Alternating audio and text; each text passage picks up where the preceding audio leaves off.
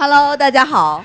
首先给大家来一串数据啊，今年有1771个 A 股上市公司披露了 ESG 报告，达到了33.5%，是历史最高水平。然后我们看到纽交所、港交所、新交所、欧洲的各种交易所都在强调，必须要强制性披露 ESG 报告，或者你就要进行不遵守就解释的方式来阐述为什么 ，Why not？以及全球最大的资管公司贝莱德说，我们将用资本来促进经济低碳发展。那我开始解读之前，先进行一下自我介绍啊，免得等会儿讲得太幽默了，大家觉得我不专业。所以呢，我要先很专业的介绍一下我自己，我叫魏畅 Angel， 我毕业于哥伦比亚大学传媒和教育专业，然后呢，我之后先后在联合国和这个凤凰卫视进行了工作，然后现在自己创立了一家公司叫做 SA 传媒。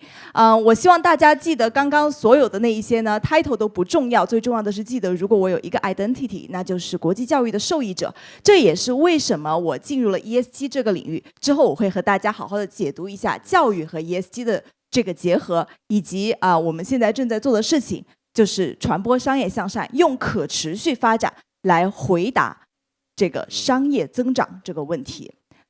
回到刚刚给出的这一串数据，经常我给大家在做这个 presentation 的时候，他们就会问到我一个我觉得非常精准的问题，就叫做资本的天性是什么？是赚钱。资本的天性是我要盈利。资本的天性是我投资我要有回报，不然那叫慈善。那 ESG 的投入是慈善吗？那 ESG 它为什么要存在？资本的天性 investment for good 什么时候出现了呢？所以 ESG 是什么？进行一个拆解。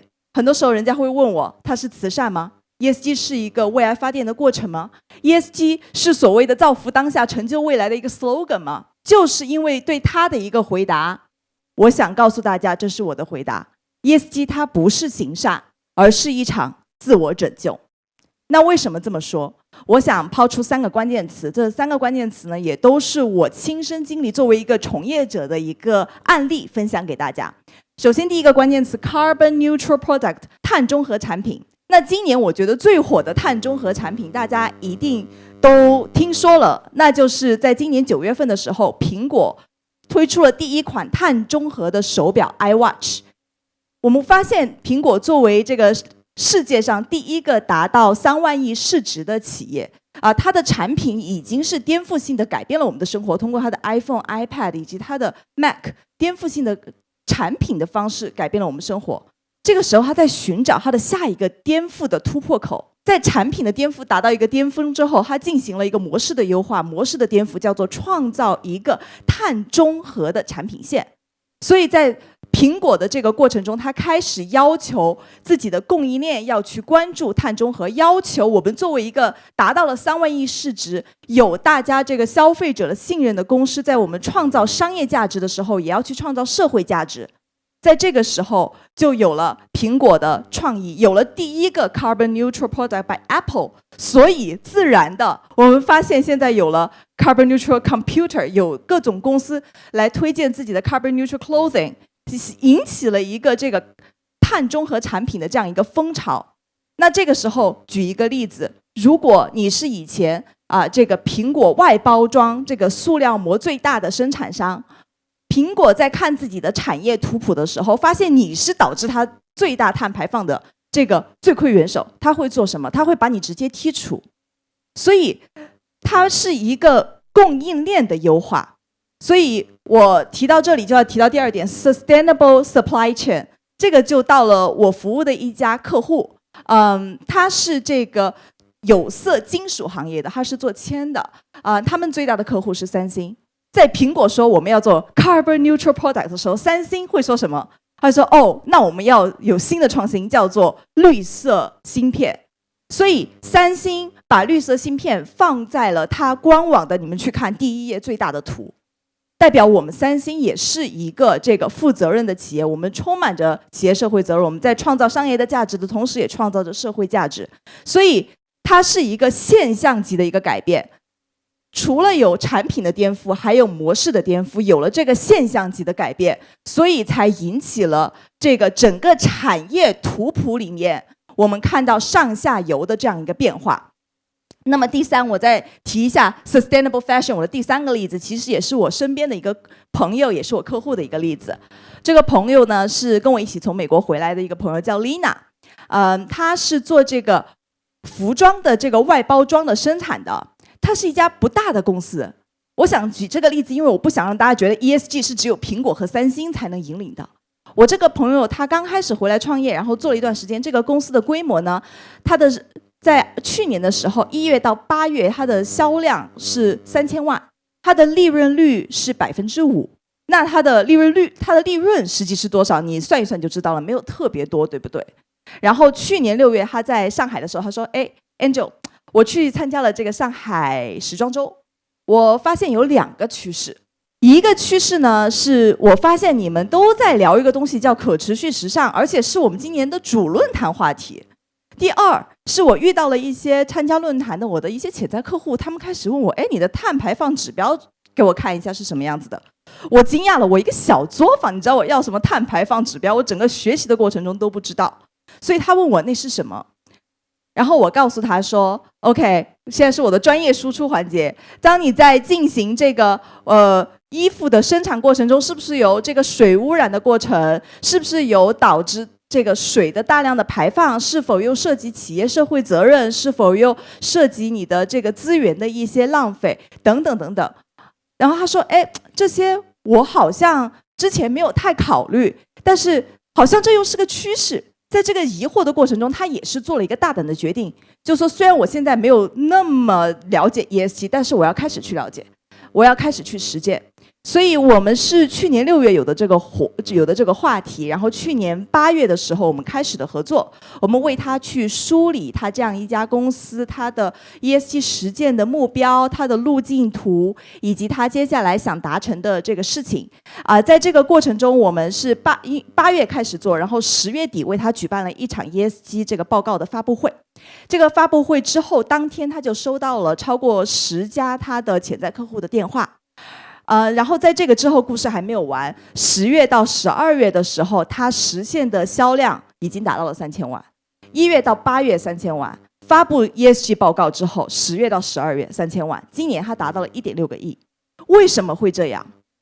因为当你开始做出行动之后，我们看到了你不是一个人在里面，有很多人都在这个里面，有很多不同的 player 都在里面。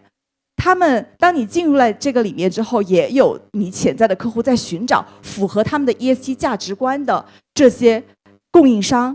所以这里面包括像优衣库，包括像 H&M， 包括像很多其他也有这个可持续时尚的这样子概念的品牌在认可你，他们也在找有哪些我们的供应商是有 ESG 标准的。所以我想通过这3个案例在强调什么？我们说资本是逐利的，对，资本就是逐利的。不赚钱我们干嘛投资？那叫慈善啊！我们可以做慈善，但是我们讲资本的时候，我们是希望通过投资赚钱。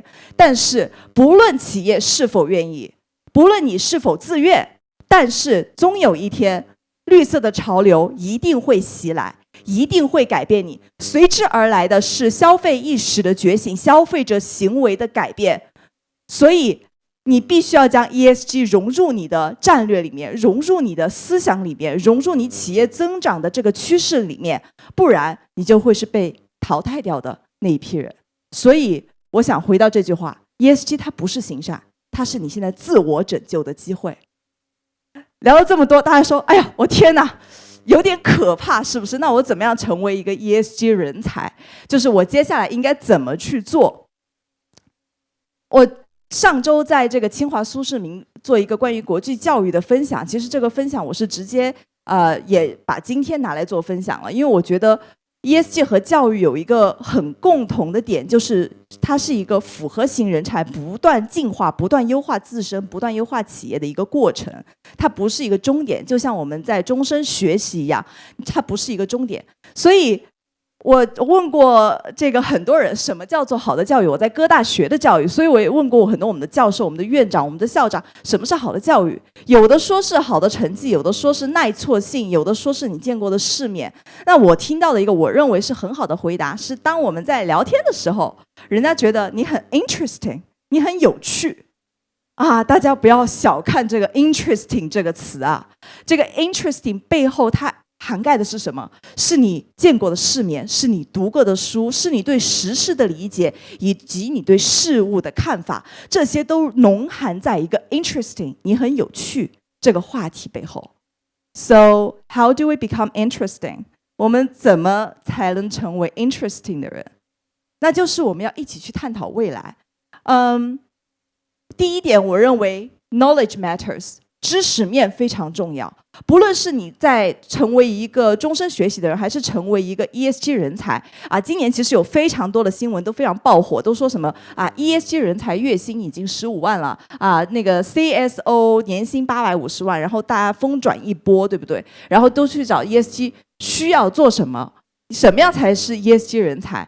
然后最多的一个关键词叫做复合性人才，是 ESG 人才。那什么叫做复合性人才？最重要的就是有足够的知识面。那我们看一下这张世界地图，我们来看一下有哪些知识面。它其实不光是刚刚说了 interesting， 你要知道的是未来的趋势。比如说我们看到我们就在亚洲，你是否知道明年的时候会在马来西亚和这个新加坡的交界处会建一块经济的特区，他想去效仿这个深圳和香港这个大湾区这一块的一个经济奇迹。这里面又会有哪些绿色经济的机会？因为他们俩都是一个很大的一个这个绿色经济的助力器、助力国。另外的话，我们比如说看到明年整体亚洲还是会成为一个全球经济增长的整个一个引擎，其中这个主力军肯定有中国然后印度作为第二也提供16%的一个经济增长的这样一个 percentage。 然后比如说 interesting， 你是否又知道在泰国那个地方明年会有一个很经典的一个路桥项目，想把马六甲海峡这方面的一些这个物资的这个物流的系统进行往内移，然后来试图做一些转换。你是否又知道从印度往欧洲这条地方也在建一条铁路，想去效仿我们的一带一路？你是否又知道在欧洲鹿特丹那个地方有历史上第一个漂浮着的负碳的办公室？那个办公室是实现了负碳排放，而且是一个球形，是漂浮着的特别有意思。我希望大家可以有机会可以去看一看，很有意思的设计。包括其实很多都影响着未来的 ESG。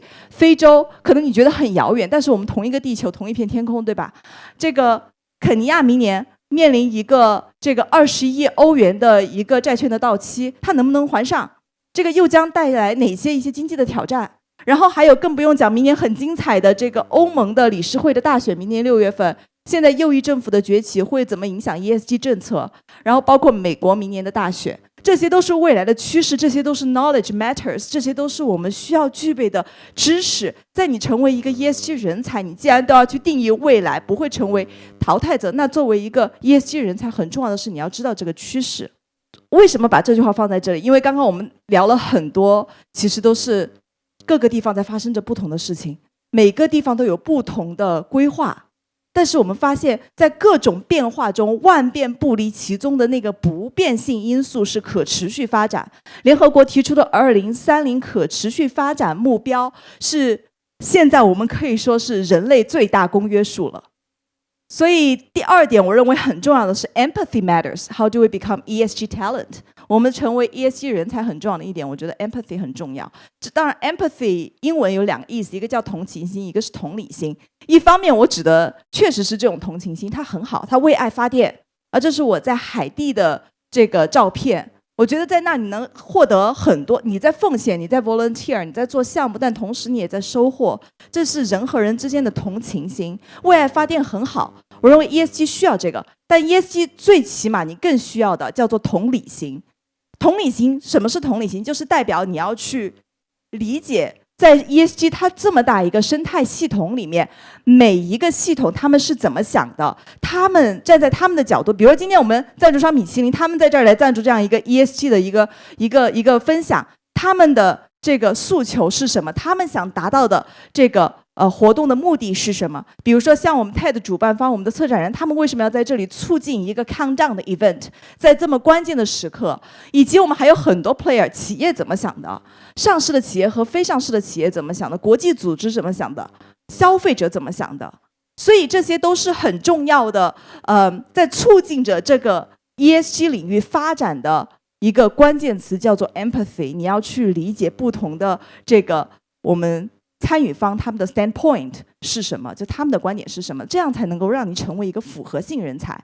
所以我想用我的结尾来回到这句话，因为我坚持的认为像动物、自然、社会一样，更高阶的生存状态是一点一点进化而来的。